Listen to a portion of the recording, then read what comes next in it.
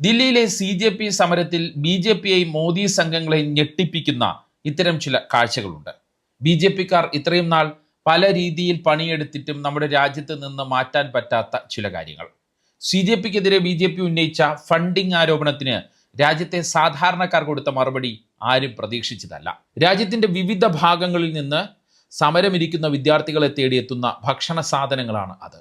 इसका नाम ये अनुज रावत है। इन्होंने बोला है कि खाना जो कोई तंत्र मंत्र पे भूखा व्यक्ति है उसे आप ले जाके दे सकते हो, वो ऑनलाइन पे कर दिया पैसा. സമരക്കാർക്ക് സ്വന്തം കയ്യിൽ നിന്ന് പണം ചെലവാക്കി ഭക്ഷണം ഉണ്ടാക്കി കൊണ്ടുവന്ന് കൊടുക്കുന്ന മനുഷ്യരുടെ ദൃശ്യങ്ങളുണ്ട്. അതിൽ ചെമ്പ് നിറയെ ബിരിയാണിയുമായാണ് ജുനൈദ് എല്ലാ ദിവസവും സമരപന്തലിലേക്ക് വരുന്നത്.